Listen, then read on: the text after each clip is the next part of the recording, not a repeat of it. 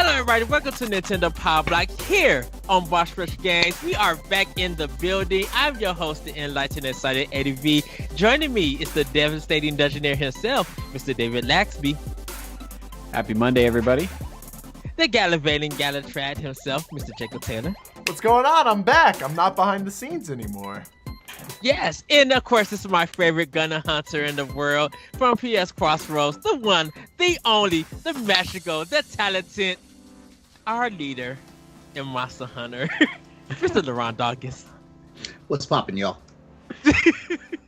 How you guys doing? Pretty good for a Monday. Pretty good. All right, yeah. Well, before we get into more of the show, we're going to get to some quick housekeeping. This is episode 237 of Nintendo Pow Block Podcast. Each and every week, we come together to talk about games and everything we love about them with our friends. You can join us live on Monday at 8:30 p.m. Eastern Time on twitch.tv/BossRushGamesLive Live and be a part of the conversation. But if you can't join us live, no big deal. You can head on over to youtube.com/BossRushGames and BossRushGames.com to watch the show or listen on your podcast service of choice. Remember to subscribe, follow, rate, and review wherever you consume us. It helps us out with discoverability, and check out our family of shows wherever you listen to our podcast.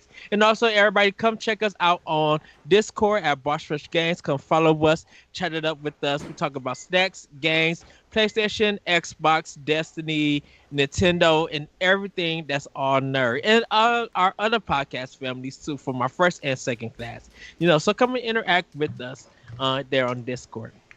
You guys, I had a week. I had a weekend. So, LeRon, after I left the show on Saturday for Boss Rush, got to work, that second dose kicked in, and I was ready to take I was ready to take a nap. Like, I was ready to get a bottle of chocolate milk and a blankie and fall asleep somewhere. Wait, just a nap? That's like the worst you've gotten off the second dose of the COVID vaccine? Yeah, because I was feeling a little bit of a headache and not too much hungry because I was eating and stuff. But man, I wanted a good old nap because when I got home after work, I got in and I fell into darkness. Like, I was still in my work clothes, light was on, like it was a cutscene or something that you like couldn't skip. Fell asleep, and when I woke up, it was like 7:30 a.m. in the morning, and I felt fine. I didn't feel no problems, no headache, no hunger, wasn't tired, like had full blast energy. I was just like, and it was something I didn't expect because it didn't, like I said, it didn't kick in until I literally left Boss Rush and got to work. I was even feeling that way when I was doing the podcast. You know what? It all makes sense now because it seemed like you were off your game on Boss Rush Saturday. That's all I'm gonna say, given that you and I both were on the same podcast again. Wow. Yes. Yeah. Definitely, because me and Jesse was really going to be saving, and we're going to get into the show. I'm going to ask you to Jacob and David how your weekend was. Me and Jesse was talking a lot about the Bethesda stuff on Sunday and everything, and we kind of talked a little bit about Nintendo and Sony. And we kind of we were just like kind of reiterating what we was talking about Saturday, but we was focusing more of that. I think Nintendo themselves are going to be fine. If they get anything from Bethesda, that's fine. If they get Sony get anything from Bethesda, that's fine. I still think that Nintendo and Sony, their first party alone is strong enough to carry them. And Microsoft needs kind of Bethesda or ZeniMax in general to help with their first party, because we kind of had a quick like talk about it, and we were just like, I don't think anything ZeniMax wise is touching like Animal Crossing 16 plus million sales on one console. They're not touching anything that like The Last of Us Part 2 is doing, or even Uncharted. So it's just like Microsoft needs them to and this is not so much a numbers game, it's just that you want to have a strong first party lineup, and I think with all of their developers and with ZeniMax, they're going to have that strong party development first party games. Last So, night on Standard Def, Josh Finney, Corey, and I, we talked about it as well, and we said Nintendo marches to the beat of their own drum. So Nintendo is not even pressed about this stuff. The actual competitor that needs to sit back, take notes, and actually make an action plan is Sony. And where Sony actually needs to make their actions about is in two places: their online presence, and they need a bona fide competitor, or at least a competitor, contender, or even a running mate for Game Pass. They need that. Yeah. Because eventually the strength of Sony's first party properties is not going to be enough to carry them. Eventually. Well, with the Sony fan base, I think they can. It would be surprising. But David, how was your weekend? It was good. I started watching WandaVision this weekend, so that's been a treat. I've been enjoying that, and I'll talk about it more in Playing with Power. But I'm 2 missions away from beating Alien Isolation, so I spent a lot of time on the Sebastopol. So, wow, great minds must think alike, because I watched the first 2 Alien movies Saturday. Oh, you did? Yeah. Awesome. Which we still got to record recap for. Well, I've been working through the Alien films with my son, who's almost 15, and he's seen them for the first time. And so I started with Aliens, the second film, and then we played some Colonial Marines, and then this last weekend we watched the first film, which was to the one.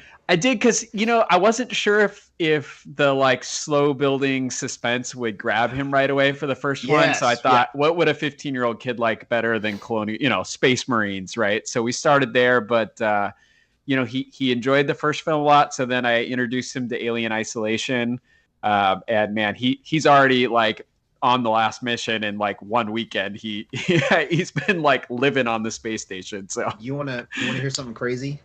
What's that? The way you introduced your son to Alien is kind of the way I got into Alien. My dad accidentally dragged me to Aliens in movie theaters. Man. I'm gonna say accidentally, because I was 11 years old. Man.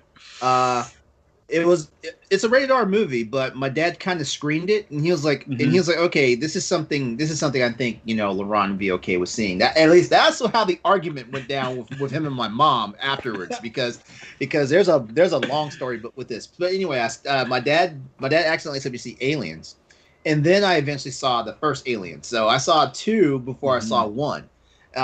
Now, where the big story comes in is that the Alien franchise, starting with Aliens, gave me night terrors as a kid. And that's where Mom and Dad got into the argument. Mom's like, "What the hell are you doing? Taking him to that type of movie?" He had 11 years old. Yeah. So the first night immediately after we got home from the movie theater, there was no sleep happening in that house. Nope.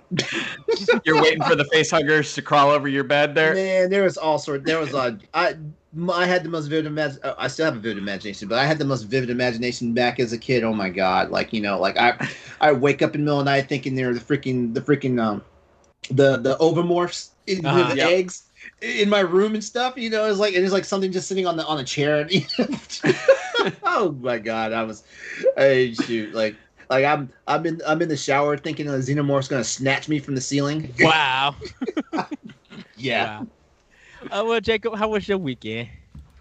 Man, my weekend was really good. My girlfriend's in town visiting from Tennessee, and we did a lot of retro shopping. We went to a lot of old school game stores. I bought some artwork I've got this really great. I'll have to post a picture of it on the Pow Block Twitter, but it's this great piece of Samus, and it's I forget what the word for it is, but it's in sections in a spiral, and it switches between Zero Suit and Various Suit Samus, but it's really, really beautiful. And then we also picked up we went on a retro gaming buying spree. Basically, we got a Pearl Blue SP and Pokemon Rescue Red team. We got Mario Paint plus the mouse.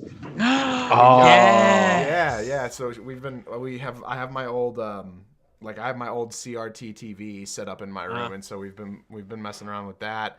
We found Beautiful Joe on the GameCube for like $30. Yeah. So yeah, it's just a lot of fun. We went and visited my best friend, Proto Claymore on Twitch. Me and him have been friends for a really long time, and so that was cool. And did community game night like always every Saturday, and yeah, it's been a good weekend. It's overall not too bad. This was like the first Monday in a long time that I was like excited for the week to come on a Monday, and not like I wasn't like dreading the fact that Monday was back. Well, I want to get a quick shout out to Jackie Loops, Geek World 27. Lumi Vengeance. Thank you guys for joining us, and of course, Bossman himself that I salute, Mr. Corey Derrick, as always. Thank you guys for joining. Hopefully, you guys have a fun episode with us, because when we get to the end, I want everybody to get their pens and paper, because we are having a good old quiz, and we're going to see how our people do today. We're just gonna see with that. Terrible. But as always, look at how you reined that in, because I feel like he was getting ready to take a jab at me, the Sony guy on the show I tonight. I was like, we're gonna see how the Sony fanboy holds. I felt the hairs on the back of my neck raise up for a moment. No, because I want to give you guys a proper introduction when we get to the quiz show, and hype you guys up. But we're going to get into our favorite segment that a lot of people love to hear about and actually talk about, and that's Nintendo. Yeah. David, what have you been snacking on? Well, I got back into one of my favorites, which is these like kind peanut butter chocolate ice cream bars, which are awesome, because anything that mixes chocolate and peanut butter and then throw a little ice cream in there too, and I'm set, especially when I got a good cup of coffee with it. So I've been dipping back into that this week, and I think that's about it for exciting snacks. I focused more on games than snacks this week. Nothing wrong with that. Jacob, what have you been snacking on? Oh man, so Ed, Saturday we were trying to figure out where we wanted to go for lunch before heading to my friends for like a snack type of dinner. The snacks dinner was it was carrots and celery. It was delicious. Good vegetables and such. But so we decided on Ichiban, which is I guess it's a chain sushi place. But oh my god, dude, we had the most delicious mango sake, cold mango sake that I've ever tasted before. We had the cleanest and like most fresh samurai roll. The fish was just so clean. Like, it did not taste fishy at all. It tasted just like good sushi. And we also had a couple different fried rolls, but we absolutely ate our fill of sushi over the weekend. And then just tonight, I stopped at there's a place in town called Spud Ranch, and they make baked potatoes, but with a twist, right? So I got the macaroni and Spud. So it was a baked potato filled with macaroni and cheese and bacon bits and like chives and stuff. And then she got a Frito pie Spud. So it was a Frito pie. If y'all ever had that, it's chili and Fritos and cheese, and then obviously all just baked into a baked potato. It was so good, man. So good. I miss having a baked potato. I haven't had it in years. Yeah. Yeah. If you have, like, I don't know how or when, but if you're ever in my area, man, we'll have to hit up Spud Ranch, because that place it's super cheap too. They're massive baked potatoes, and it's like $8. I have family in Dallas. All right, plan on visit them. So yeah. LeRon, what have you been snacking on besides the pizza? Oh yeah, like that's my dinner right now. My roommate's mom made four different homemade pizzas the other night. Ooh. because it's my roommate's birthday. And so yeah, so like I've been snacking on leftovers. There was a white pizza that basically had I'm not sure what the base was as far as like the tomato the sauce on the actual pasta, but it was like a basil Roma pizza, and that's really good. I like a good like veggie or like non-traditional pizza. Then we had the buffalo chicken and bacon and caramelized onion ones, and we had basically the supreme, which is more sausage and pepperoni than actual vegetables, and then of course the classic cheese one, but the crust on the cheese one was magnificent, and other than that, just back on my gummy bears business. You're gonna be mad because I was able to find them. I'm not mad. Those are so good. I'm taking a break from those actually. Like I still have a bag. I just the place that I get the Smurf Haribo is they actually had this bag, but I was looking for because the berry ones was all gone. All the berry gummies were gone of the license. The only flavor they have in like the big bags are just the 5 flavor ones. Yeah, but I couldn't find no small berry ones. All of them were gone, and I was just like, oh dang it. I got some Tostitos spicy quesado chips, but I've been eating them with Chi-Chi's restaurant dip, and it's good. It's better than Tostitos. And I'm like, oh, I love this, and of course I got me some ramen. With it, and I tasted the pina colada bang, and which was really good. I think I like that. That's my favorite. I can't say if that's my favorite flavor or if the rainbow unicorn is my favorite flavor. You know, I did the unicorn one, and I think that's what I was actually which one that you was drinking that one time because I didn't know if we would had of that unicorn was that flavor, or but I think you said it was a different one. No, Razzle Skedaddle tastes like Skittles. Okay, so then yeah, I had the unicorn one, but that pina colada was really really good. Jacob, you got something? For me, pina colada anything is good. Yeah, I sorry to butt in, Ed, but I got reminded of this because of chat. Number one, Looming Vengeance in chat in the Twitch chat live stream says Blue Raz is king. So I don't know. I've never had Bang before, but apparently Blue Raz is king. Blue Raz is good. Blue Raz Bang is good, but oh, go ahead. And then Rebellity wanted to tell you that she got to try the orange cupcakes and they're so good, and she wanted to know if you've tried the lemon ones yet, the Hostess cupcakes. I have to find them. Okay, so when I went to when I went there, I didn't. They don't have a set. They have a set Debbie's snack stuff. Like they got the king size Debbie's and the Hosty cakes. It's a place called Woodman's in Kenosha, Wisconsin. So it's a big like grocery tray, and they never have like the small ones there. So I'll probably go back and see if I could find it, because they do have some that's on the shelf, but they have like the Hosty apple pie or the Hosty's regular honey buns and stuff, and I cannot find that Hosty's lemon one. I'm going to find it. I'm going to go somewhere and find it. And if I find it in South Bend, Indiana, when I go visit my friends, I'm going to make sure that I bring like a box back or worth the box, because I cannot wait to try it. I'm so excited to try a lemon flavored cupcake of Hosties. And yes, still Frosty, the Hosties frosted honey bun, still king top tier stack and stuff.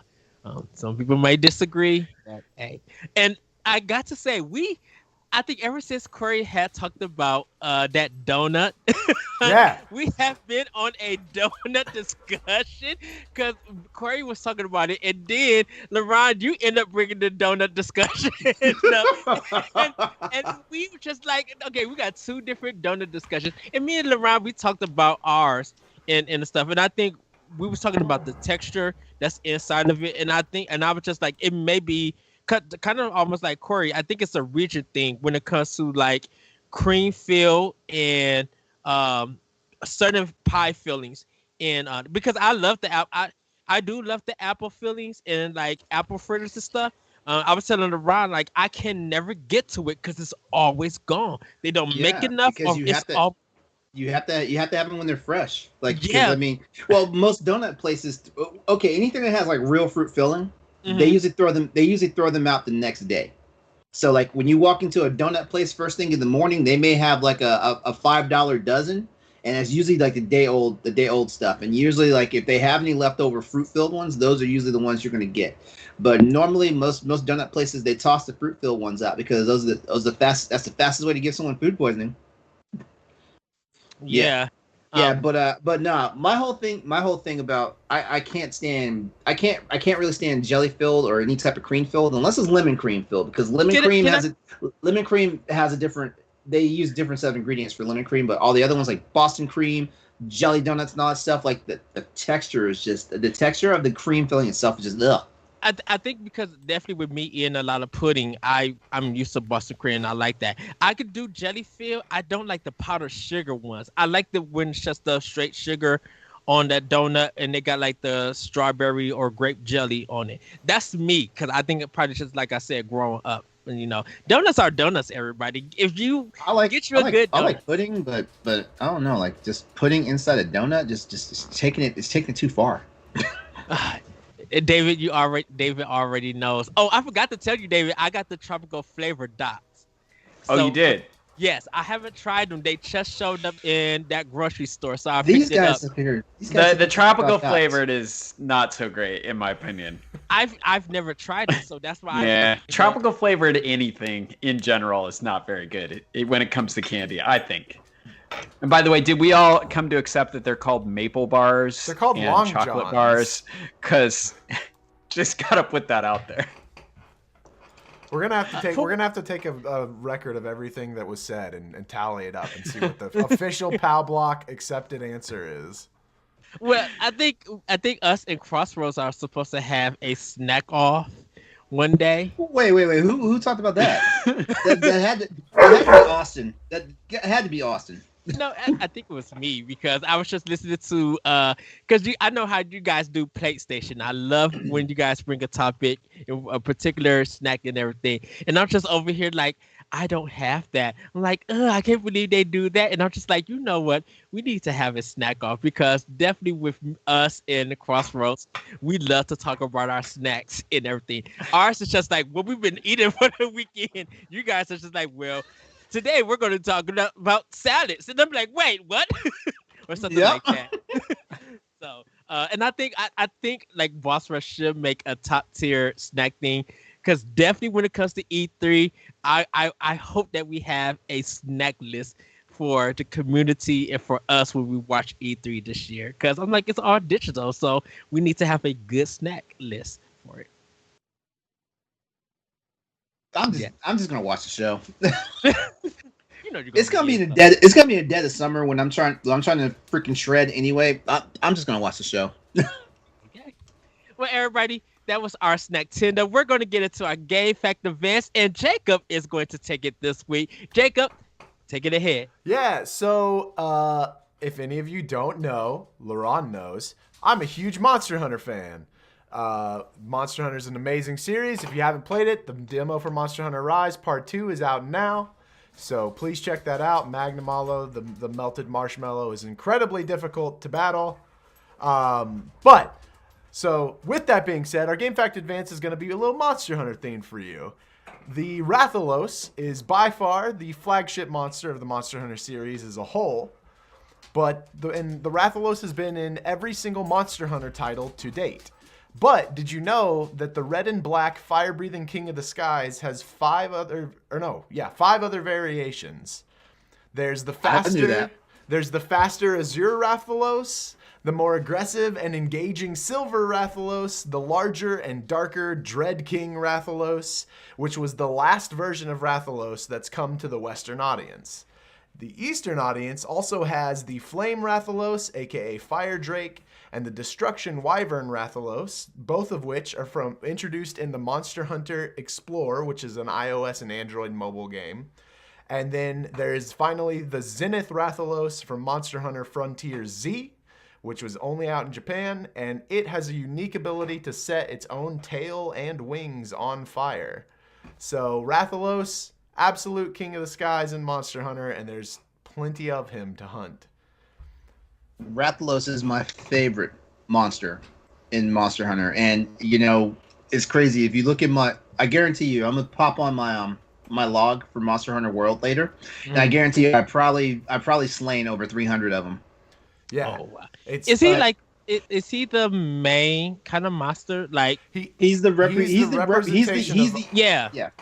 real flagship of all. So every Monster Hunter as a series, every game has a flagship monster except for Generations Ultimate, which featured 4. It was a unique collaboration of all the past, well, not all the past Monster Hunter games, but all the big ones, the main series ones, none of the spin-offs.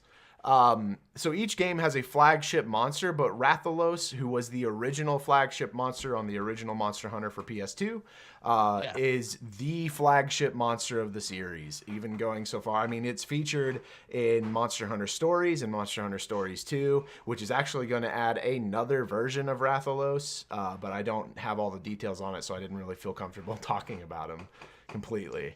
But definitely we will learn more about him in the coming week for Monster Hunter Rise, and good googly moogly when we find time if we could play it in the summer, because the summer is literally packed for Switch. I'm ready for Skyward Sword, so I could just like marvel. David, I was talking to Celeste because what you put up, and everybody, please go to Zelda Dungeon and read their latest article about what Zelda game needs to come back and needs another choice.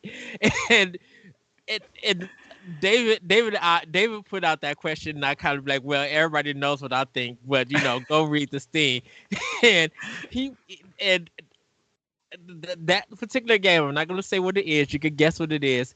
Me and Celeste was talking about it, and I was just like, Celeste, you already know that if it drops this summer after Skyward Sword, if the rumor is true that more games are coming for the Zelda anniversary, and that particular game comes on Switch, I am pre-ordering that game. I will be at somebody's store. They better have an amiibo, and they better have that amiibo of the one that I'm thinking of, and I will buy it. I will have my snacks. I will take the day off. Everybody in the Pow Block community and at any kind of Zelda community that you're from, you're going to see me with that game and with that amiibo. I have no idea what Zelda game you're talking about. Really there's a certain game where the moon crashes into the earth and deals with time travel that Ed refuses to give a chance to. First of all, the Nintendo 64 Zelda games can die in a fire. All right. We are out of time for this segment, so we're gonna move on. Well, everybody, yes, we are gonna move on. Me and LeRon will have some words after. We won't.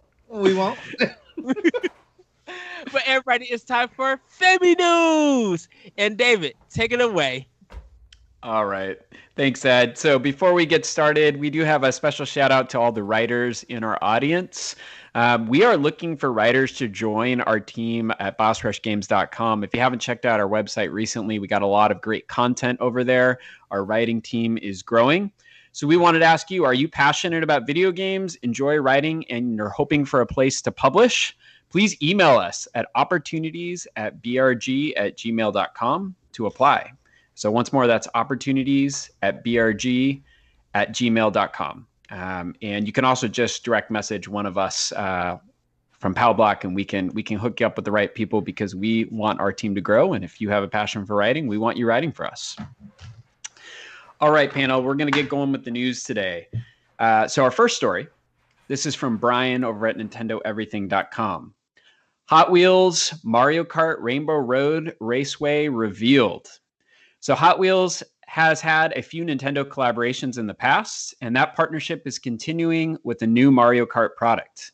As revealed by an Amazon listing, Hot Wheels Mario Kart Rainbow Road Raceway will launch in May. The Amazon page actually doesn't have much in terms of actual information. However, based on official photos, you'll be able to race with Mario, Luigi, Peach, Yoshi, and King Boo down the Rainbow Road inspired track. Lakitu is also hanging out at the front of the course. So I'm curious about what you all think about this. What are your reactions? Is this going to be a big hit? Nintendo seems to do very well with collectibles. So what other collectibles would you like Nintendo to produce? So Jacob, we'll start with you. What do you think of this Rainbow Road Hot Wheels set? While we were out shopping around on Saturday, we saw Hot Wheels Mario stuff at a Barnes and Noble, not the Rainbow Road, obviously, but man, I wish so badly that I was a kid again, like a proper age to be owning that and be able to be excited about it and play with it. For me personally, though, and I feel for a lot of people, the biggest thing that I would ever want would be so they have the Disney Castle and the Hogwarts Castle in Lego, like the big $500 set. I want my Hyrule Castle, not with the gimmicky Mario Lego thing. I want legitimate Legos, $500 Hyrule Castle, and I will buy it day one and then take the day off to build it. I agree with you. That would be my number one thing. But the Rainbow Road, like, it's great. Overall, it's wonderful. I think there's going to be a lot of kids are going to just continue to be reintroduced to Nintendo through different media outlets, which is how it originally started when the NES was the king. And there was Mario cereal, there was Donkey Kong cereal, there's Zelda cereal, there's Nintendo everything. And they're kind of getting back to that point because for a while they're shut off very hard all of their IPs to like outsourcing of things. And now they're starting to like dip their toes back into these different outlets, and I think it's only good. I think it's only good. Their IPs and their brand goes a long way. And you mentioned the Zelda Lego thing. That rumor keeps popping up almost as frequently as the Zelda Netflix show. So my hope is that someday we will get that Hyrule Castle Lego set. Ed, we're going to bounce over to you. We've talked many times that Nintendo started out as a toy company. What do you think of this as a promotion idea? Do you think this is a good idea? Is this going to help Nintendo out? And what other collaborations would you like to see Nintendo do? Oh, this is going to sell out. This is going to be hotcakes.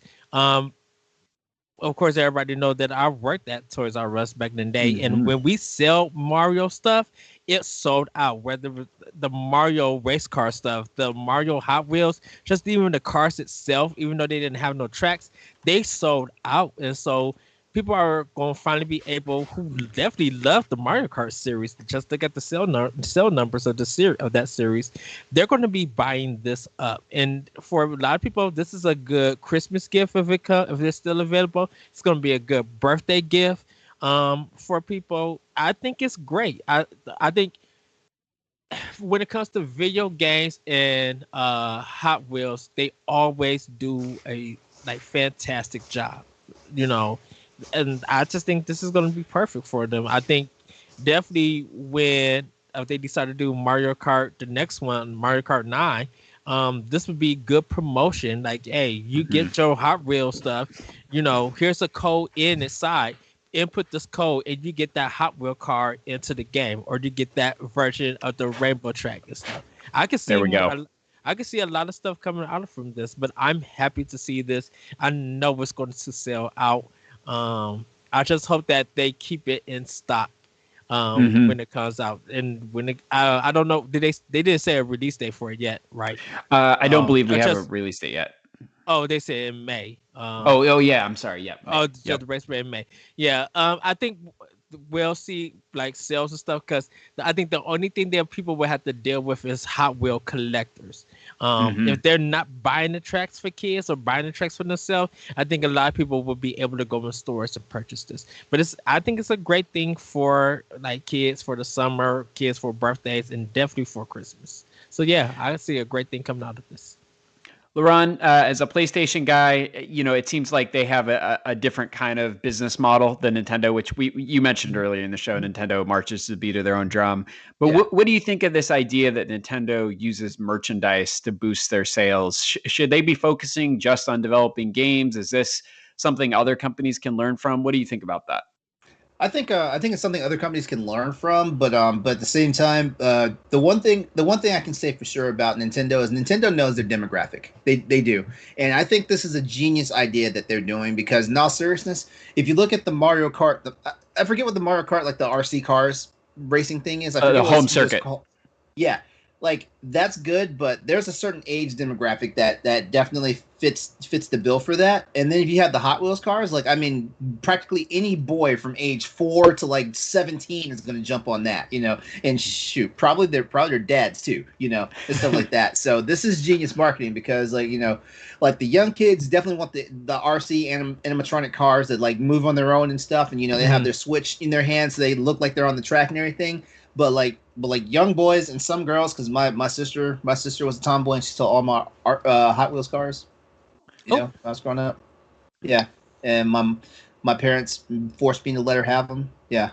Anyway. Wow. Anyway.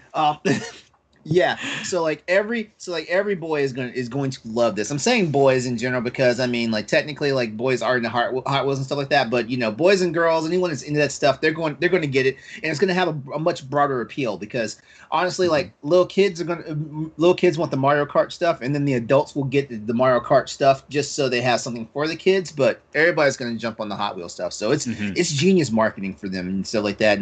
And I can't ever knock Nintendo's hustle. I can't. I can question some of their decisions from time to time, but I can't knock their hustle. And yes, this is something other. The rest of the big three, like Microsoft and Sony, can't take notes of. Sony does have kind of a merchandising department, in certain degrees. I have a couple of the Sackboy toys from Little Big Planet. The Sackboy, the little Sackboys, stuff like that. Sony kind of does it. Microsoft not so much because Microsoft they had the Forza Motorsport Hot Wheels years ago. But it's not few and far between. If Sony is doing it sometimes, Microsoft is barely doing it, or they wait for like Todd McFarlane Toys to come out and say, hey, we'll make your Gears of War line, or like stuff like that. They go for the adult stuff, like the stuff that like people with long bank accounts can get into because there's going to be a whole bunch of collector's items and stuff like that. Whereas like Nintendo. I'm not saying this to throw shade or anything. Nintendo will go the safe route. They'll get the kid-friendly stuff. They'll get the toy stuff. They'll get the easily collectible stuff. That's why their Amiibo line is so good. Shoot. Like, I'm not even about Amiibos like this, but I'm planning to get those Monster Hunter Rise Amiibos. All right, we're going to move on to our next story here. So there was an EA job listing that suggests Madden could be coming to Switch. This is from Henry Stockdale over at NintendoLife.com. Quote, the discovery comes from YouTuber Dr.81, who found a listing titled Online Software Engineer Madden, dating back to November 2020. Under the job requirements, one section asks for 2 years of experience working on Microsoft, Sony, or Nintendo game consoles. That might not sound like much, but previous EA job listings haven't included Nintendo within their criteria. At the very least, EA could be investigating a potential release. It's worth keeping in mind that back in June 2020, EA confirmed it would release 7 Switch games in that 12-month period. June 2021 is only a few months away, and we've had 6 games confirmed since then, including Apex Legends earlier this week. So, for consideration, why now? What is pushing EA to make this move? Does this add yet another indicator to the coming of a rumored Switch Pro? So, Ed, we'll go ahead and start with you. What are your reactions to this? Do you think that this is just the right time to strike for EA? What's going on here? Okay, so LeRon's going to get me about my article about EA and Nintendo and their partnership. And I still kind of have a feeling for that. I'm going to still keep that post up. So I think it's too late, first of all, with them trying to bring Madden. I feel like EA is going to treat it just almost like the FIFA games and give us last or 2-year generations. They're not going to take no care or consideration into it when it comes to that. Now, if they want to really bring a sports game, bring the big sports that EA was doing, like the basketball game and stuff, like something fun that's going to make people more interested into playing their games on the system. Now, the only reason why they're pushing more EA stuff now, I think, is because they got like a new boss or a new product manager or something like that, who's now pushing stuff for Nintendo, who's saying that we got 7 games plus coming for Nintendo. EA's trying to get that money because they see now that Nintendo indies, and other third parties, even when who ported games, are making sales. They've been doing million plus sales or having people collect their games for years, and now EA want a piece of that pie. It's too late now to do it, but I guess they could try and do it right now. They had a chance to do it when the numbers were good, when everybody was talking about we were making profit. EA had a chance to get on it, but they did not. So to me personally, I still feel like they're too late. They can still bring stuff. If anyone's going to jump on and get it, it's going to be up to them. Until they really treat Nintendo serious and really put in the time and effort, don't give us no last gen stuff or 2 generations. Really build something up for this. Or if you're going to do like what Respawn did and use a port studio, really work with them. Like literally really work with them and make sure that that port studio is giving the best that they can. Because people will play a port on Switch. Okay. Well, it's interesting that you mentioned like possibly releasing an older version of Madden. So Madden typically releases in August, is right before the NFL season. And so if it's true that this is the 7th game that EA is promising to release for Switch, and it's before June, that would mean that we would get the previous year's version of the game. So that would be kind of an interesting and controversial. But we also could get the Wii U version when the Wii U first came out. I mean, that's true, but it seems like that they're hiring for now, right? Maybe it's just to port something over. Jacob, Madden is incredibly popular, but they usually try to put it on high-powered systems. There's been lots of rumors of Switch Pro coming. Do you see any connection there with the release of Switch Pro, or do you think that's just speculation? I don't know a goddamn thing about the sports ball game, man. I've never played a Madden game in my. I thought that they were not like. I did not think ever that Madden would be like the top of the line, like need high quality game system. So knowing what I know about EA, I don't think that it does have anything to do with the Switch Pro. I don't think that they care enough to make it. Give Switch the like new version with the Switch Pro. I see it being just like their FIFA controversy, where it's like a rolled back, not as good, missing a lot of features version, and it's just there to fulfill whatever gap sports ball players need fulfilled. I guess I don't know. Not a lot of love for EA on the panel here. LeRon, take us home with this question. What do you think?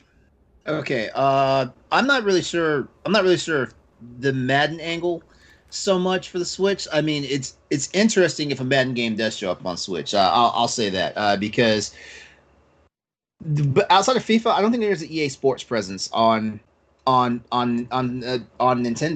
So, but like if you're going to bring your number one seller, at least as far as Western games go, like this is the one you bring. You don't bring anything else, honestly. You bring Madden.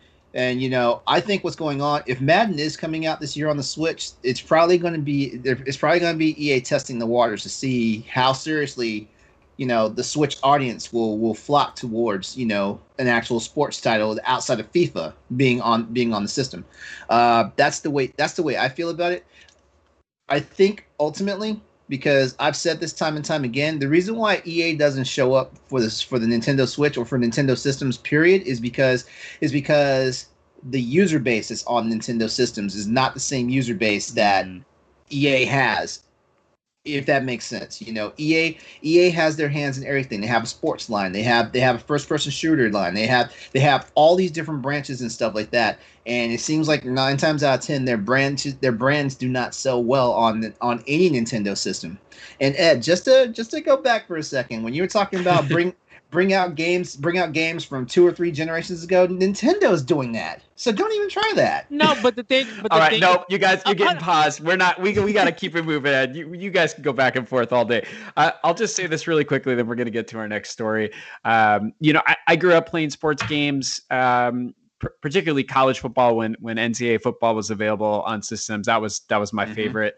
And I would just say that to be able to play Madden on the go, I think would be a big selling point for a lot of people. Oh yeah. So, I think what we don't know is if a Switch Pro is going to be able to be mobile or if it will just be dedicated to the TV. So, maybe that doesn't really have anything to do with it. Maybe EA is just seeing sales numbers and finally deciding to put a little float out there. I agree with LeRon's take that if you're going to put something on there, go with your frontline sports game and see how it does. Because honestly, like Fight Night would not do well on Switch. Fight Night would not do well. Can I just say one thing? All right, Ed, 30 seconds. I'm not responding to LeRon. I think what's going to happen is, even if it does come to Switch, I think a lot of people are going to pay attention to reviews and make sure that when that review come out, if the big sisters are getting the good stuff, they want to make sure that Nintendo Switch version has the best quality too. That's all I'm going to say. I'm going to leave it at that.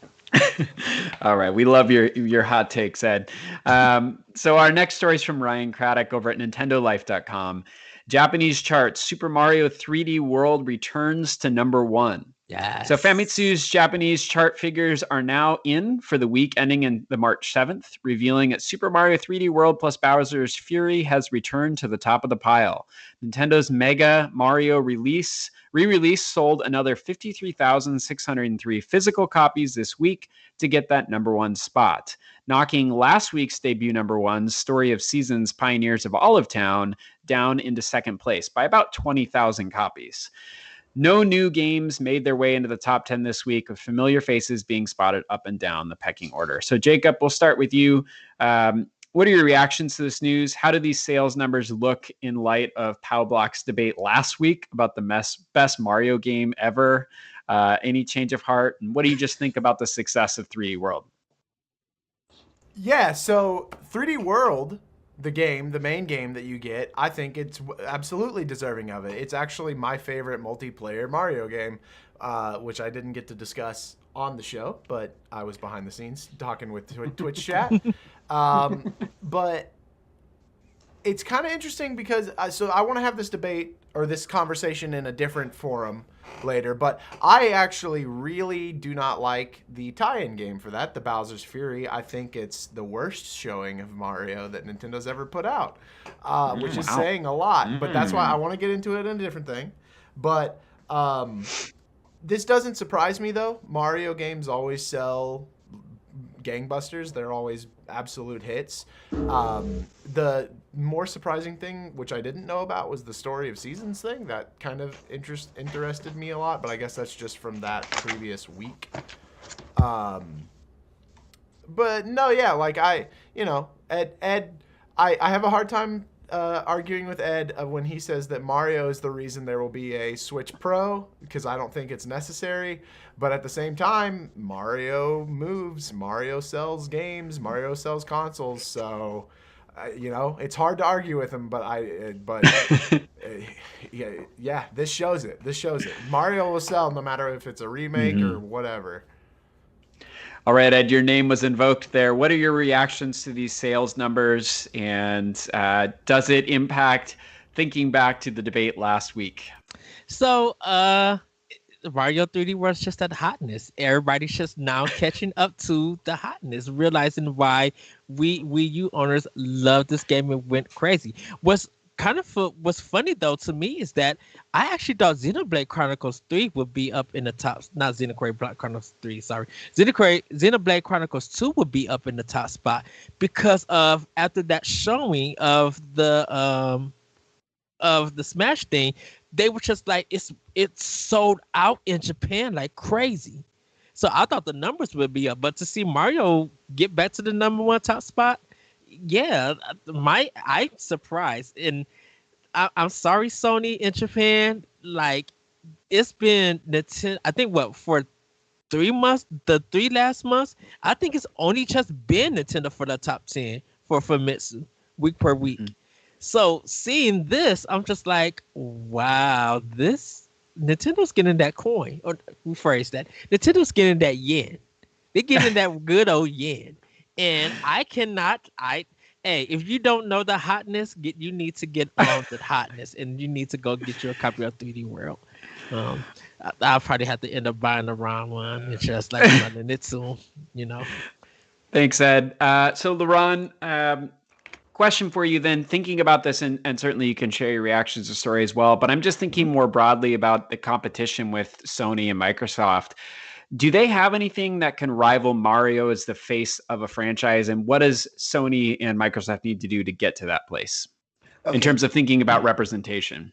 The main problem that both Sony and Microsoft have is they don't have the legacy. Like almost every gamer, I'm 45 years old. Almost every gamer my age and younger, we all basically started out with Mario. Shoot, I didn't know who Mario was, and I was playing freaking Donkey Kong.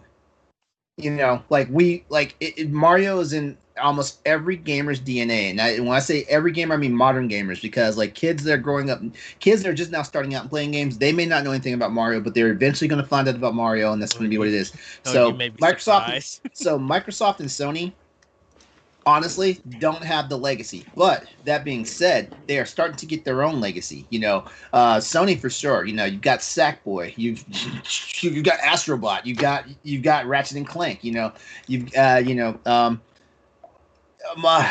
I can't think of like a hardcore mascot that Microsoft has, but Microsoft has the malleability, because like games that have mascot-like characters like Crash Bandicoot and stuff like that, they interweave in Microsoft's ecosystem, stuff like that. So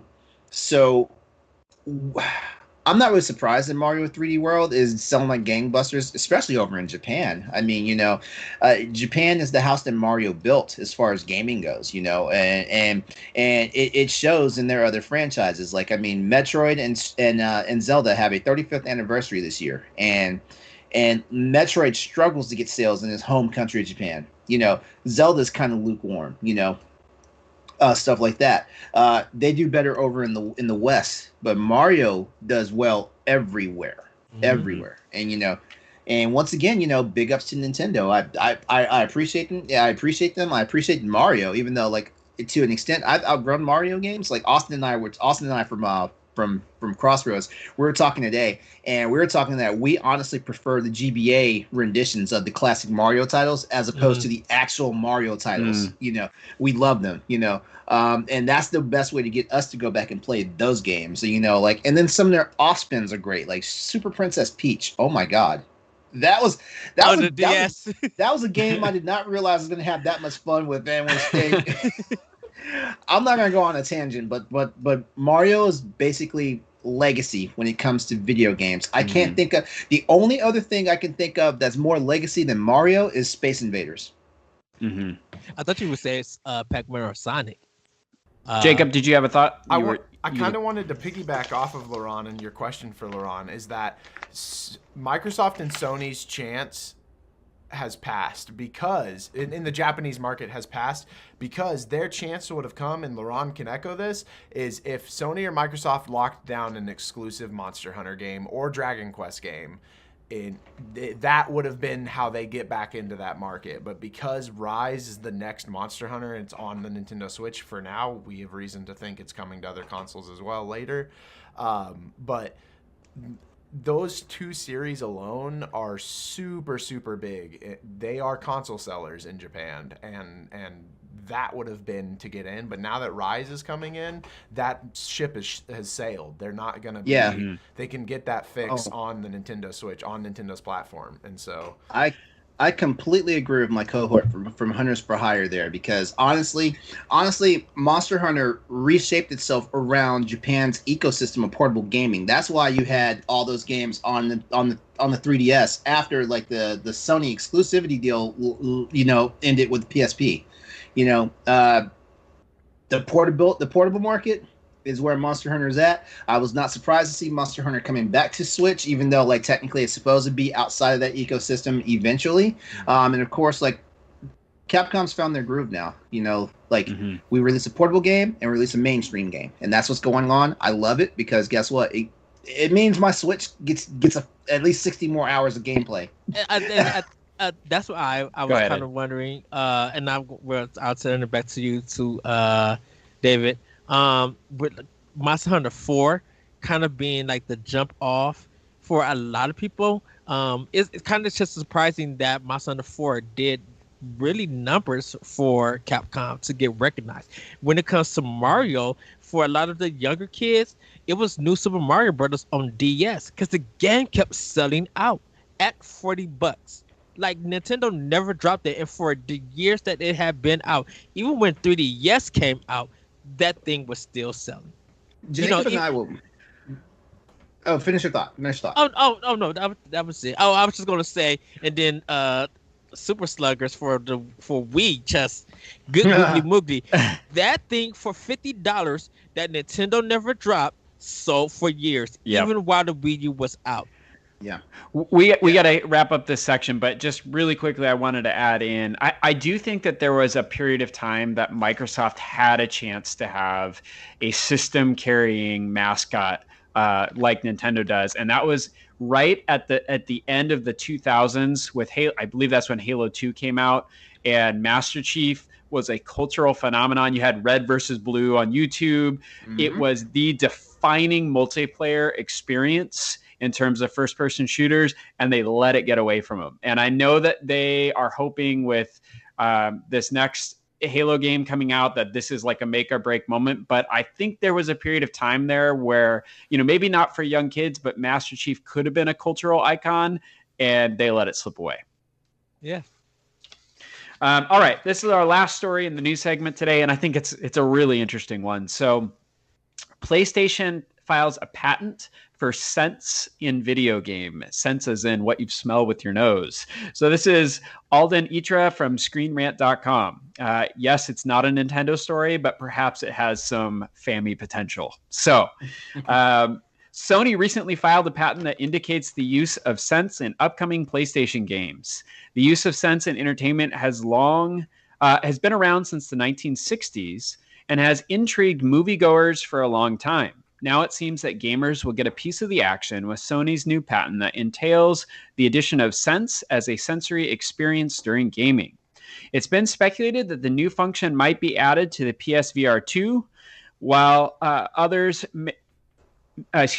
news may indicate it is used in handheld controllers. On February 4, 2021, a patent was published that outlines technology that could deliver metadata for haptic events during video game playback. A haptic event is a sensory experience, but has been previously limited to touch. Such technology exists currently in PlayStation's DualSense controllers, but the patent expands on that technology, allowing audiences of game streams or video recording to experience inputs alongside the streamer.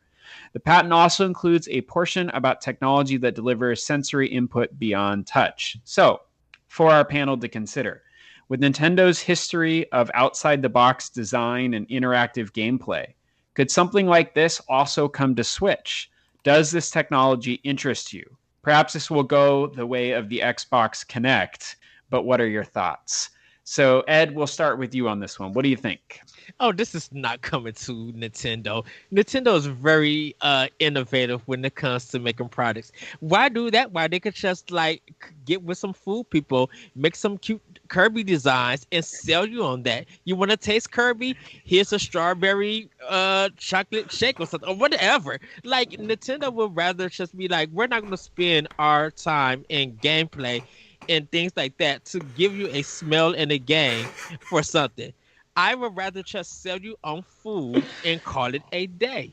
I will give Sony props for this idea because this is finally something that they don't have to copy Nintendo off of. So this technology, no, it's not coming to Nintendo. Nintendo knows that if they're going to do something like this, they're going to really make some money off it, and they just feel like I could do this. We could do this with food. All right, LeRon, Ed just laid it down there. What do you think? Does this technology hold some potential? Where are you at with this? The one thing I know about Sony, and I've been Team Sony since the first PlayStation launched. I had a day one PS1. The thing I know about Sony is always playing around with patents, and they're always doing something interesting. This is why the DualShock controller has developed so well and what it's done. They've also innovated on other things. Now I'm not really sure about the whole sense thing. I guess I gotta see more about it as it comes to fruition, But here's what I know for sure: if no one is trying to develop something new, there's always going to be stagnation in technology, and you know what? That even extends as far as Nintendo. I hate to say it, like when Nintendo doesn't try to innovate, they always fumble on something, you know, and that goes in any of the companies. Look, Microsoft is dealing with that right now. If it's realized and it works out well, yes, I could probably see it coming to practically every video game system, including Stadia. If Stadia is still around by that time and stuff like that. But that being said, you know, like first of all, like we have to see if it works and it's practical, because what we know is not practical was 3D. And everybody was on that 3D train. Even Nintendo was. Yes. And we saw how that worked out, you know. So yeah. I mean, I'll keep an eye on it. I mean, you know, I do host the PlayStation show for Boss Rush, so we'll keep an eye on it. As a matter of fact, I'll ask my guys tomorrow night on the show how they feel about it.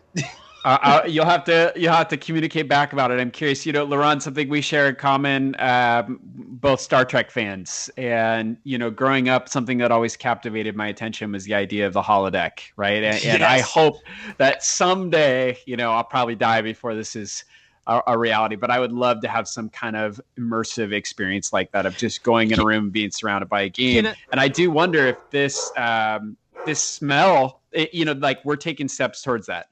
We'll get to you in just one second, Jacob. Ed, you had a thought? Yeah, I think that if we're going to get anything close to Star Trek holodeck, that's Microsoft with HoloLens. Because the way that they did that Minecraft example, I think it was like 2 years ago. I think it was 2018. How they were just like showing the demo with HoloLens and they were having a 3D thing almost.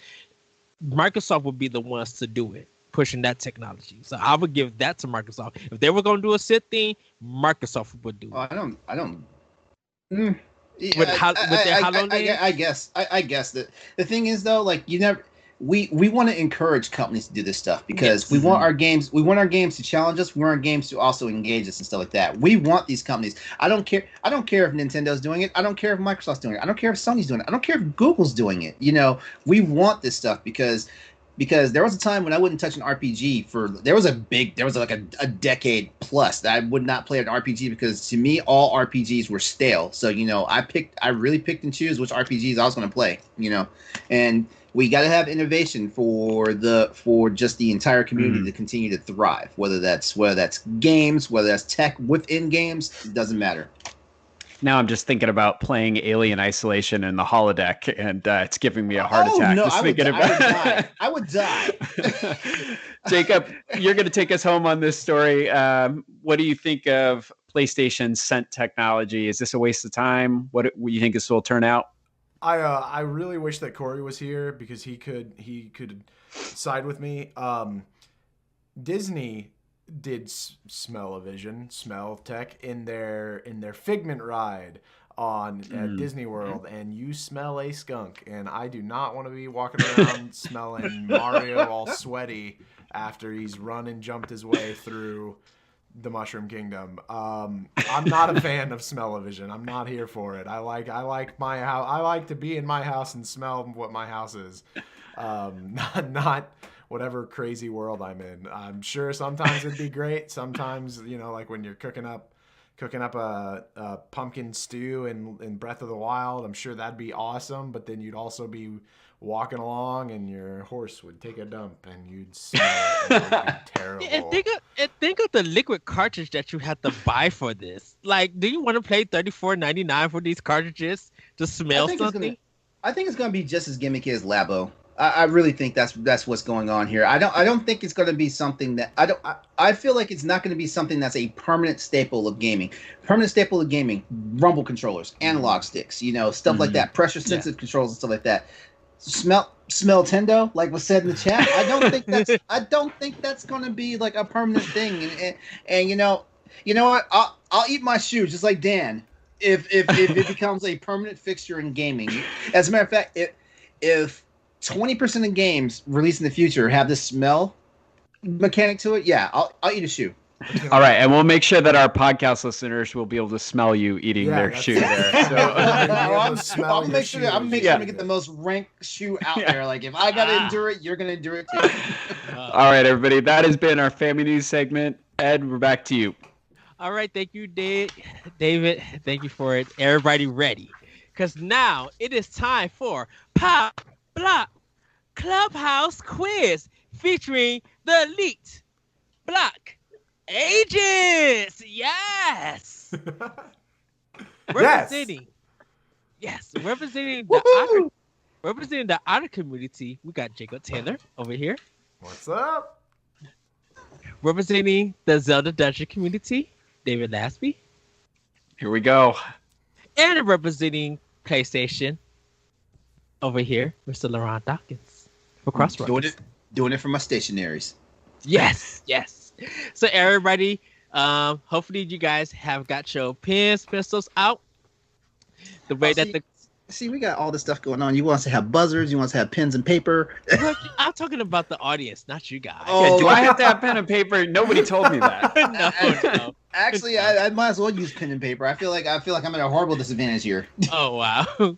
So it's broken up into 3 sections. The first section is going to be 5 questions for all our panelists here, and then our second section, each panelist will get 3 sets of questions with a bonus question, and then our final portion of it, they would get 1 final question worth 10 points. So each point from the first part is worth 1. When it comes to the second portion, they would get 2 questions. They could get a point each. If they get the third question right, they will be able to answer a bonus question for additional 2 points. You'll see what I mean when we get there. So, all you guys. Now, real quick question. Yes. Do you need to hear what each of our buzzers sound like so you know which is which? Yes. Okay. So, Jacob, start your buzzer. Okay. LeRon, your buzzer. Oh God! See, my phone's on mute. Lame. There you go. All right. And David, what is your buzzer? Okay, there we go. So, everybody ready? Get your buzzers ready. Close to the hero. And here we go. The first question. 2 of Nintendo's own franchise celebrated another anniversary. What were those 2 franchises? Is it A, Metroid and Star Fox, B, Mario and Legend of Zelda, or C, Geist and Uniraces? David. All right, that's Mario and Zelda. That is correct. Question number 2. What technique in game form has Nintendo not done? Is it A, grocery shop, B, make levels, C, sewing? Wait, what? Jacob? Grocery shopping. And what? Oh my God. Okay. what technique? All right, I'm gonna guess C, sewing. Oh, is that what it was? Sewing? I didn't even understand what that word was. I was like, wait, what? What did he say? Sewing. I'm sorry. Okay, Yes, but hold on. but When have we had grocery shopping? So they have a DS game that teaches you how to cook, and they give you a list to go grocery shopping, and they have But and they they've show got, you. but they've Wait, got wait, a wait, DS they've game got on the- how to sew, and they've got an actual sewing like thing. Oh, They don't don't worry actually- about And it. actually, all those hospital simulators, you actually stitch people up. That's sewing. Oh, I'm taking it to actually- a dark and place you there, actually, Laura. and you actually get graded on how bad their scar is going to be. But it's not a Nintendo game. Like a Nintendo produced game. Yes, Okay, what's the name of the game? I'm gonna have to look it up. I know it's a Oh, cookie game. look Because at that. You're out of order. It's a next- Cooking next Mama. one. Next. Not Cookie Mama. There's no, a I'm Game gonna Boy find Color sewing machine. Okay. Okay. All right. Next question. Next question. I'll cede my points to Jacob on that one. Okay, Jacob, I'll let you have it. Well, thank you. Thank you, David. Okay. Well, because I don't remember the summer game for a Game Boy that they did. That I'll send you Nintendo the, I'll send you And the you- link. There's and- an entire sewing and you machine. run. Sounds like run the Nintendo show. sounds like a Game Fact Advance coming up here on sewing. Right. So, what horror series does Nintendo have an investment in? Is it A, Eternal Darkness, B, Deception, or C, Fatal Frame? LeRon. Eternal Darkness. And wrong. Okay. Jacob. Fatal Frame. Correct. I have not played any. I'm gonna look that one up. I did not know Fatal Frame. There's a Smash Brothers. There's a Smash Brothers reference for it as well. It's the photographer. Yeah. Nintendo has a stake in it because that's why that Black Maiden game came out only for Wii U. I think Eternal Darkness was like the red herring, right? Because I'm pretty sure that was a Eternal Darkness. Eternal Darkness owns Nintendo owns Eternal Darkness, even though that's Dennis Dyack, because they're the same company that did Metal Gear, the Twin Snakes. So, question number 4. This game inspired a well-known horror franchise. Was it Suito Homu, Biohazard, or Aron and Zadaku? I will read it again. Hold on one second. This game inspired a well-known horror franchise. Was it Suito Homu, Biohazard, Aron and Zadaku? Jacob. Biohazard for the Resident Evil series. And man, that was too obvious. I'll take a stab at it. You gotta. Oh, there it is. Okay. You guys saw me. I was like, A. Yes, it is Suito Homu. That is Capcom's version called Sweet Home. That's the Japanese name of it. It inspired Resident Evil. It inspired Resident Evil. Yes, Resident it was Evil is known as Biohazard in yes. Right. Yes. Sweet Home was a game that Capcom released. It's a Metroid and adventure kind of game that was only in Japan. So, and Aron and Zadaku is Japanese for Alone in the Dark. Oh, interesting. Yeah. Whoops, sorry. No, answer it now. Answer it now. So we got Jacob with 2 points, I believe. David, you got 1 point because you gave your other point to Jacob, and LeRon has 1 point. Okay, this is the last question. Which GameCube title forced the player to fight the final boss with inverted controls? Is it A, Metal Gear Solid Twin Snakes, B, Vex, or C, Beyond Good and Evil? I will read the question again. Which GameCube title forced the player to fight the final boss with inverted controls? Is it A, Metal Gear Solid Twin Snakes, B, Vex, C, Beyond Good and Evil? David? All right, I'm going to guess Metal Gear. And wrong.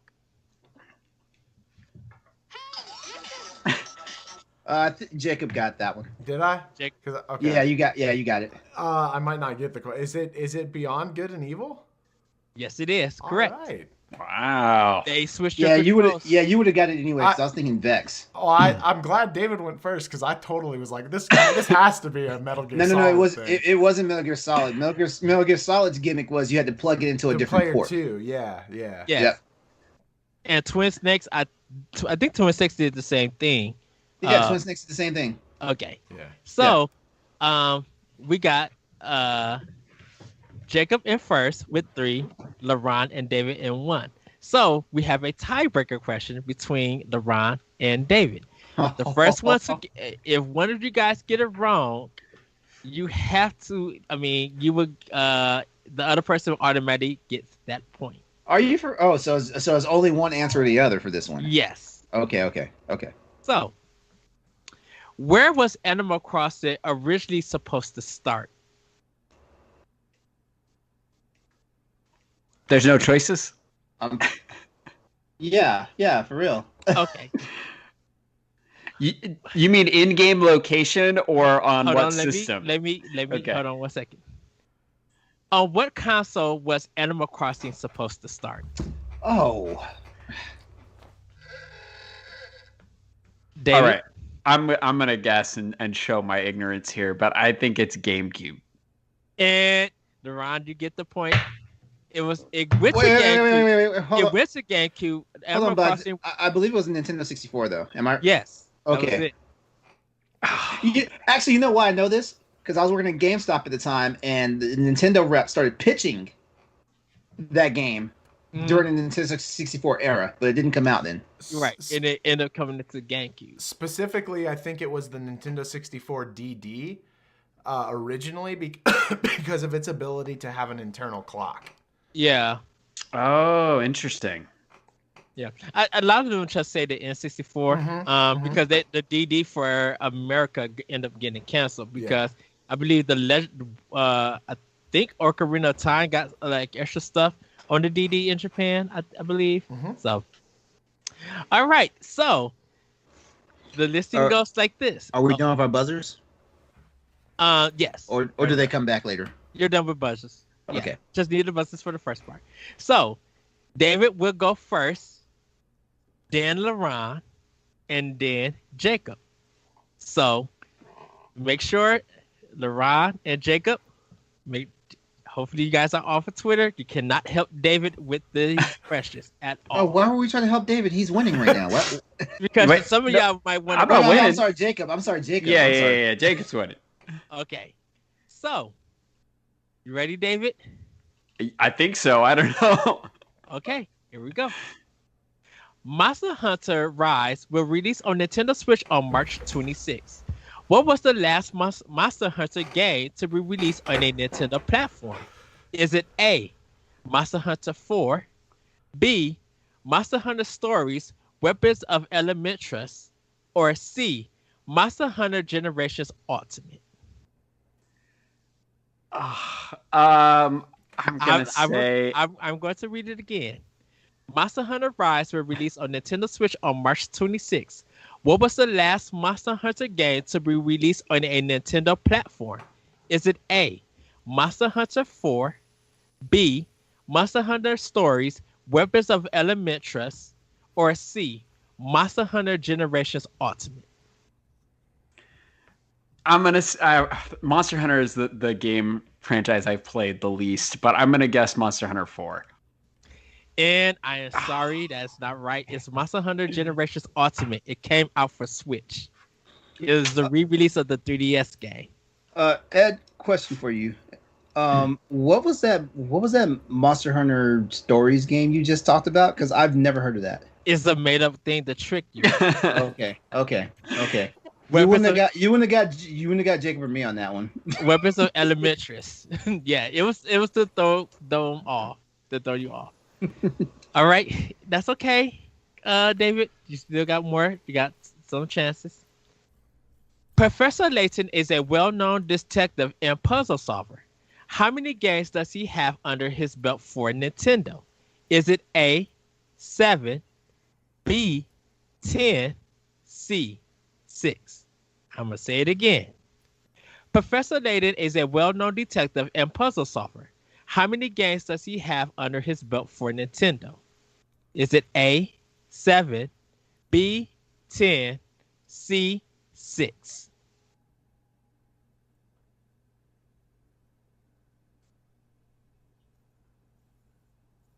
Is this for me or LeRon? It's for you. I'm sorry. I thought we were rotating. I was like, no, my bad. I'm sorry. I'm going to go C. And that is wrong. It is 7. He did have 6 games, but he also had Professor versus Phoenix Wright. Phoenix Wright. Yep. Yes. So you was close. So you got those 2 wrong. You still have a chance to win. All right. How many questions do I get? This is your last question. Okay. So got if you get it right, you get a chance to answer the bonus questions with 2 bonus questions. So you get a chance to make up the 3. So. All right, lay it on me, Ed. I'm sorry. Okay. This action-packed game was originally intended to be released on the Xbox 360, but eventually showed up on Wii U. What was it?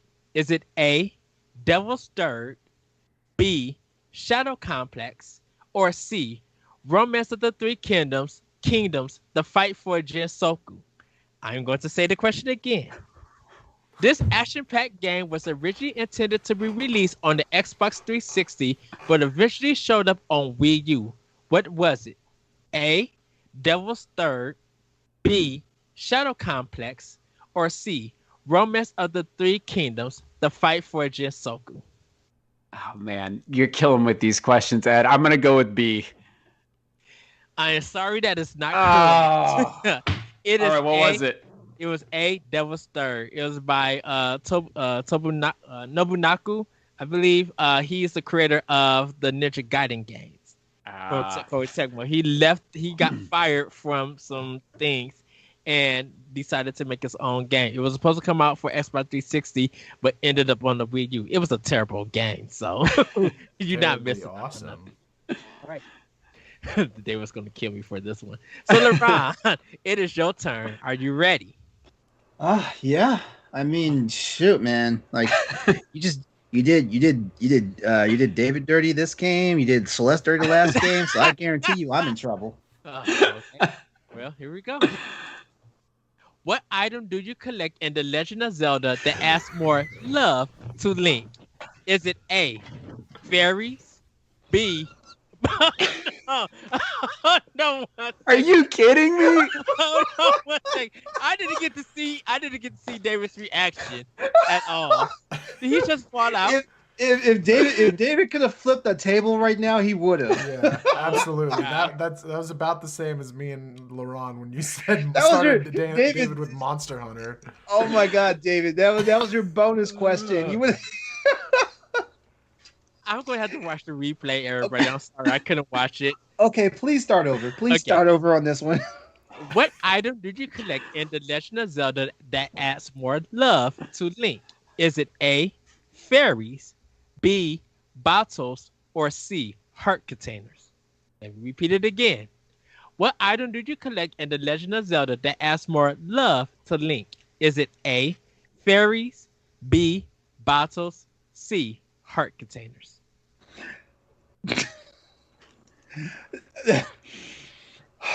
C, heart containers. That is correct. You almost should have gotten that one wrong. Just to show kindness to Blended. Oh my God! Introduced as representing Zelda Dungeon, in case y'all didn't remember. David is going to show up at your front door just to punch you in the face tonight. Oh my God! I'm trying to look at the chat, and it's just I'm gonna have to catch the replay of it. A. David, I'm so sorry. Okay. The second question: who was missing in the SNES version of Final Fight? Was it A, Dave, B, Guy, or C, Axel? Final Fight. Give me the names one more time. I'm going to repeat it again. Who was missing in the SNES version of Final Fight? Was it A, Dave, B, Guy, or C, Axel?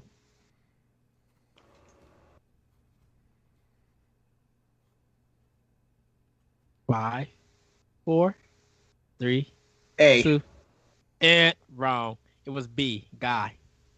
Guy. You know, that's throwing me off because Guy has been a staple since Street Fighter Alpha. So that threw me off. Okay. Yeah, he was in the Final Fight, the arcade version, but because he couldn't fit on the Super Nintendo version, they only had Cody and Hagar in it. That is so... What? How do you have a Final Fight game without Guy? There wasn't enough RAM to hold him, enough memory. Limited technology. And so what happened was, they did one called Final Fight Guy, for the Game Boy Advance though, and they had all three. Okay, you know, it's funny though. Like when you said Guy, like the name jumped out at me, but I was like, come on, like Final Fight. Guy's always in Final Fight. Yeah. Well, he wasn't it. He wasn't it too, but he was. Okay, I'll accept the loss at that point. I'll take that. Okay. Which company developed and published 2 comic franchises that no one has done since? Is it A, LJN, B, Konami, C, Ocean? I will repeat that again. Which company developed and published 2 comic franchises that no one has done since? Is it A, LJN, B, Konami, or C, Ocean? Are you saying Ocean? Are you saying that? Is that what you're saying? Ocean. Ocean. I don't even know who that is. Ocean. Yeah, I don't even know who that is. Okay, so LG and Konami or Ocean. And 5. You know what? I'm gonna stick with A. And it was Konami. Okay, Konami had Ninja Turtles and what else? No, Konami had Marvel, had X-Men for the arcade, and they also did Batman for Super Nintendo. I was going to say Batman. Konami had Ninja Turtles is also a comic book, though. Yes, but Konami had DC and Marvel. No one has ever done both companies. I misunderstood the question. So please repeat that please repeat that question then, because it's not hitting me right. Which company developed and published two comic franchises that no one has done since? So you're asking, that's not what you should. That's not how you should ask the question. Hey, listen, you got increasing Link's love, so. Well, even if I got it wrong, LJN didn't do no comic, and Ocean did. That's true, but honestly, the way you asked the question, I don't even know how you should phrase the question, but the question, Konami, honestly, because Konami besides Ninja Turtles, well, that would have been 3, because the Konami only did X-Men, and they only did Batman, and it would have been Ninja Turtles. They only did 3 comic book things. Yeah. When you say franchises, we're actually thinking of like actual like Ninja Turtles, Batman, and stuff. Stuff like that. Yeah. When you said DC and the other one, I was like, wait, this is 2 different companies. So Ocean. Now LeRon deserves to lose points. Ocean did RoboCop for NES and the Addams Family. Oh, I loved that game. And LJN did Friday the 13th. Mm-hmm. And Back to the Future. Mm-hmm. So, LeRon got 1 point. I got 1 point. So, you tied up with David. So, David, you got 2 points. No. Wait, no, yeah, I didn't get any points. Do my points from the pre-count? Yes. Okay, all right. Yes. So, Jacob has 3. You and LeRon have 2 points. So, Jacob, are you ready? Yeah, man, sure. Hit me with that Monster Hunter and that Zelda question. Here we go. Right. Former President Satoru Iwata, RIP, was a developer who helped which franchise? Is it A, Fire Emblem, B, Hotel Dusk Room 213, or C, Pokemon? I'm going to say it again. I got the answer. It's Pokemon. Oh, you said Pokemon? Yeah. Okay, correct. He helped get the 151... He helped with the original one, and then he helped get Gold and Silver and fit the original games onto Gold and Silver as well. Correct. Yeah. Okay. Question number 2. Xenoblade Chronicles has become a big hit for the Nintendo family, though it started as something else. When did the first Xeno game release? Was it A, 1986, B, 2001, or C, 1998? I'm going to say it again. Xenoblade Chronicles has become a big hit for the Nintendo family, though it started as something else. When did the first Xeno game release? Is it A, 1986, B, 2001, C, 1998? It's either Xenosaga or Xenogears, and I think that would have been 1998. Is that your final answer? Yeah. Correct. 1998. It was Xenogears. Why can he? He's getting the good ones. Because as soon as he said Xenoblade Chronicles, I was already like Xenogears. It didn't matter. Jacob's running away with this. Yeah. Okay. And this is the last one. Okay. Which one of these series didn't have a fighting game on Wii? Was it A, Castlevania, B, Teenage Mutant Ninja Turtles, or C, Soul Calibur? I'm going to say it again.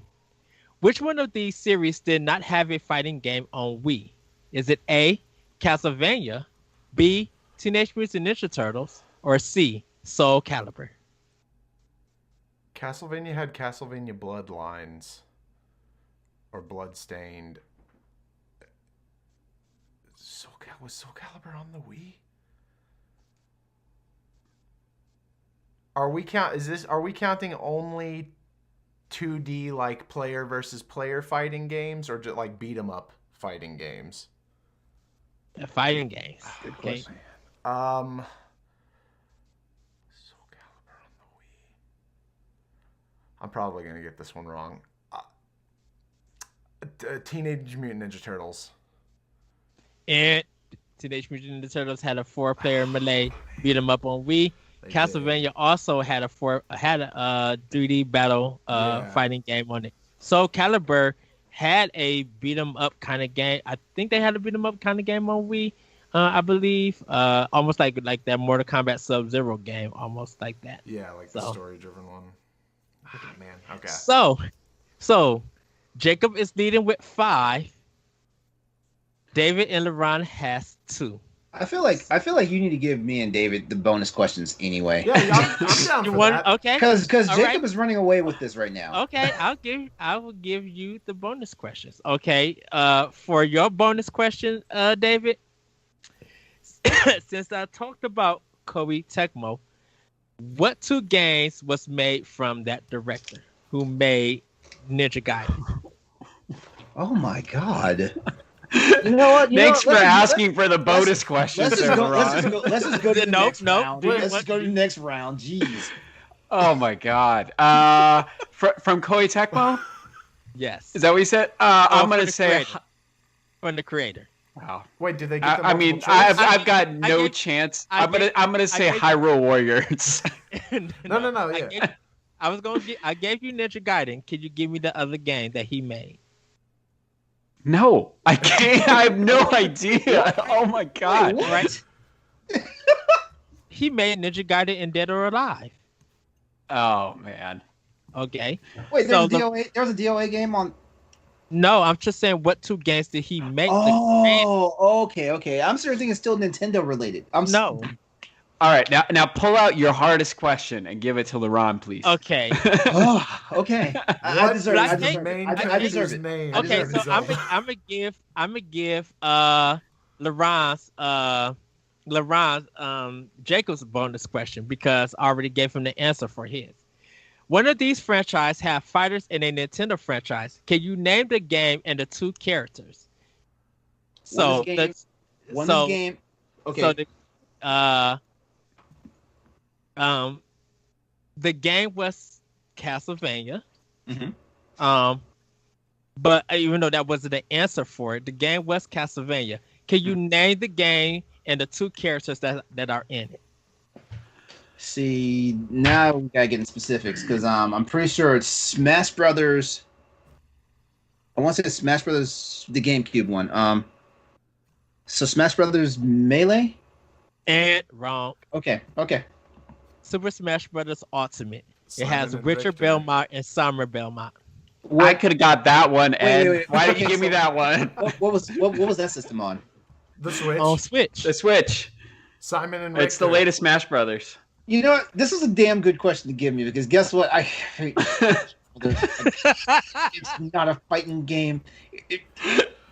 I'm not gonna get into that argument with you, man. We can take that back. I just said fighters in the Nintendo franchise. I did not say which, and I just said name the game and the 2. You pulled out LeRon Kryptonite. You know, the only worst piece of Kryptonite you pulled out on me is Mario Kart trivia. Well, luckily for you, that's the next So, section. I am never coming back for this quiz show.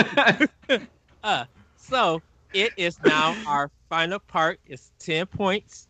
You guys can get.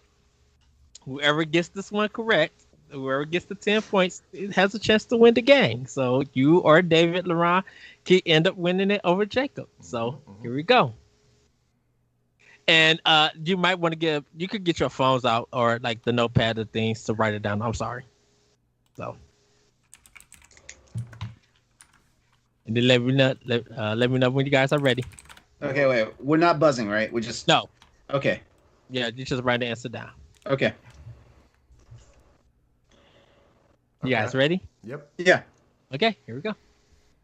Name 3 video game movies whose franchise never been on a Nintendo platform. I'm going to say it again, and you'll have 30 seconds. Name 3 video game movies whose franchise never been on a Nintendo platform. And go.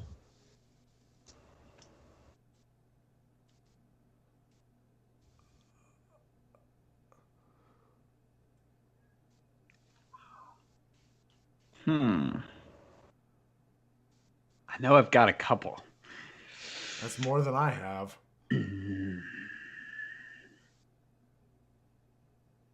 28, 29, 30. Okay. Hands down. That was 30 seconds? That was 30 seconds. Okay. Okay. I'm going to start with Jacob since he's leading. Jacob, what are 3 video game movie franchise that never came to Nintendo? What is on your list? The only one. Just to let everybody know, The Wizard does not count. Just to make sure. That's not a video game movie. In case of somebody who wrote it and want to consider it, it's not. Well, the what? The Wizard, which had Super Mario Brothers 3, but that's not a video game movie. That's a movie about video games. Yeah, just in case. The only thing that I could think of is Halo. That's the only one I got. Is Halo. Halo had one. Halo had a couple movies, and Halo's never been on a Nintendo console. Okay, I'm sorry that you did not get it correct. What? Dave, wait. So wait. Halo at all is not correct? He got to name all 3. You got to get 3. Okay. I was about to say, hold on. No. David. All right. Here we go. So I also have Halo, Tomb Raider, and Hitman. Tomb Raider showed up on Wii. Oh, what? And Hitman's on Switch. And Hitman was on GameCube. And GameCube, yeah. LeRon, what are your 3 movies? Okay, so Halo, House of the Dead, and Alone in the Dark. And House of the Dead was on Switch. I'm on Wii. House of the Dead Overkill. Yeah. Okay. I'd like to hear from you, Ed. I have no idea what 3 games What 3 games? Video game movies have been not on a Nintendo console. World of Warcraft, Dungeon Siege, and I think I had it. Postal. Postal just came out on the Switch. What are you talking about? Postal didn't come out on Switch. Did they just release it? Yes.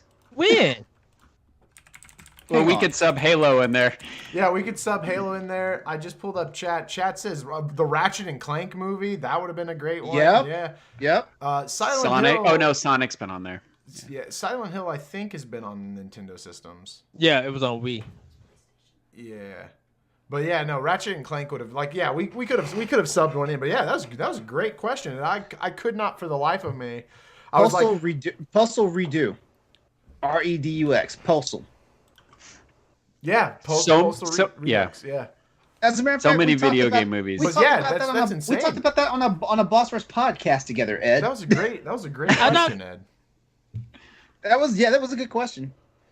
House of the Dead actually showed up. House of the Dead. Yeah, House of the Dead Overkill. It was like that 70s kind of almost not black exploitation, but it was like B-rated kind of nonsense. Okay, I mean, I'm not arguing with it. I'm just. Was Rampage ever on Nintendo? Yeah, in 64. Yeah. Man.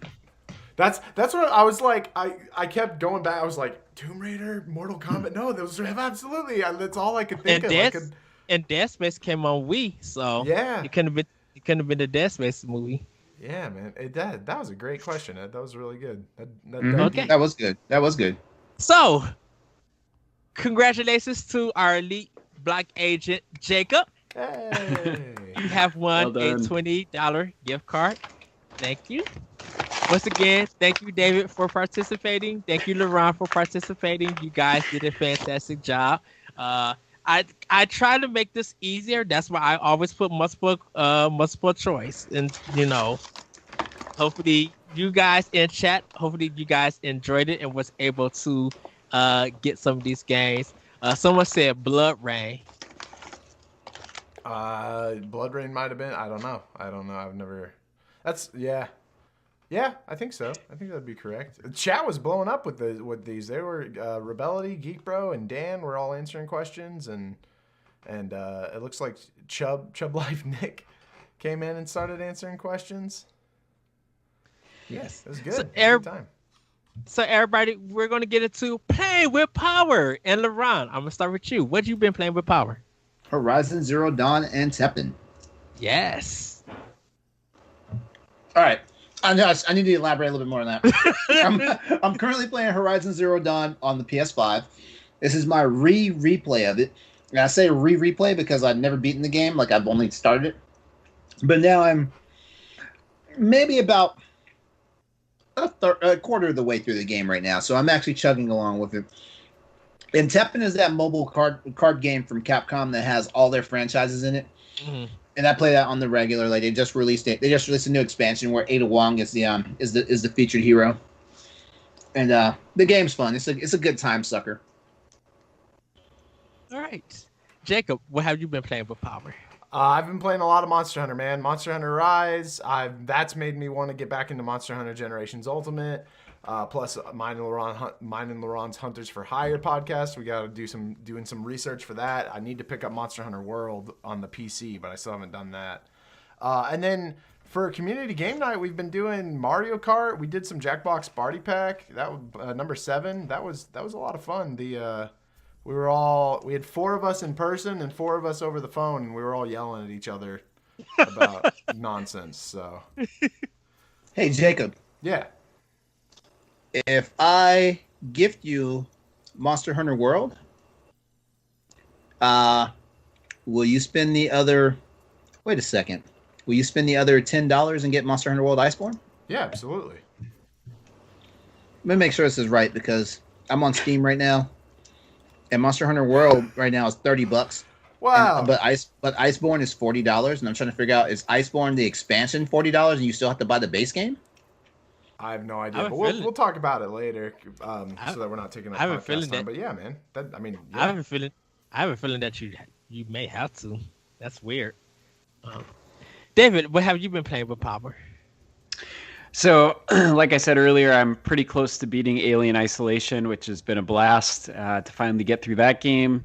My kids and I have been playing a lot of Fortnite because the season ends today and a new season starts tomorrow, so we're pretty excited about that.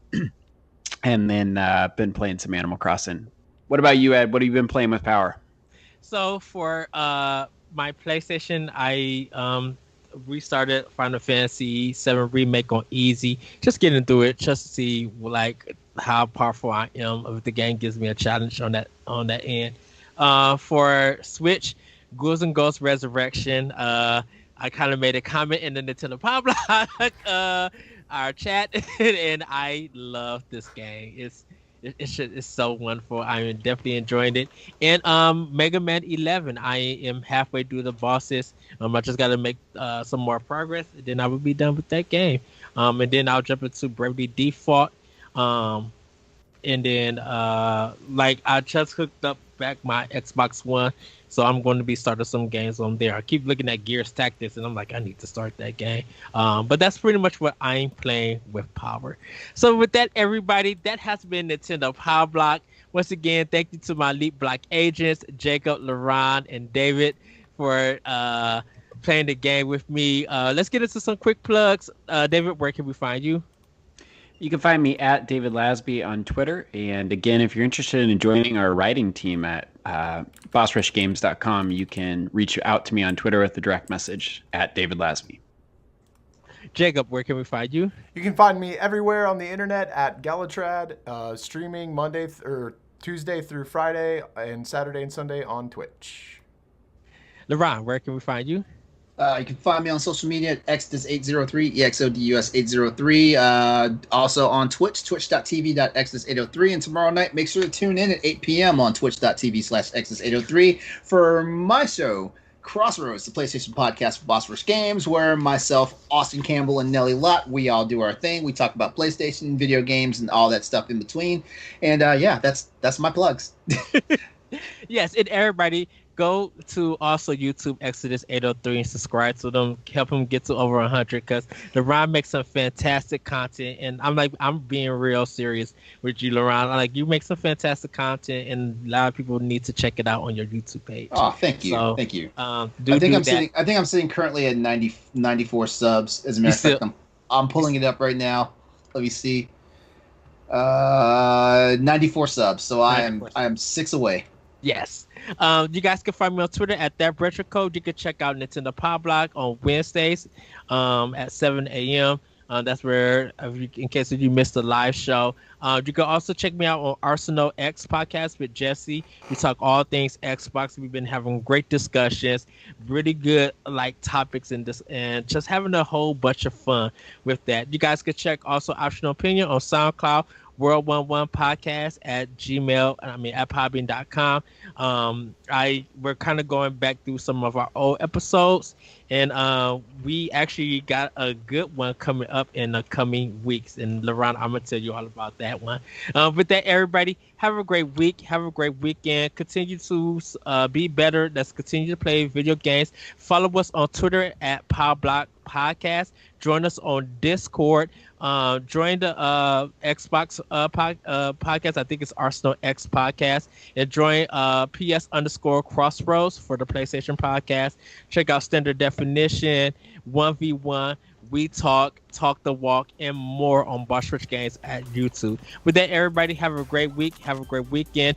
Be you, be more. Let's be better. And as always, we love you guys. See you next time on Nintendo Pow Block. Woohoo! Stay happy, healthy, and hydrated. Bye, everybody. Take care.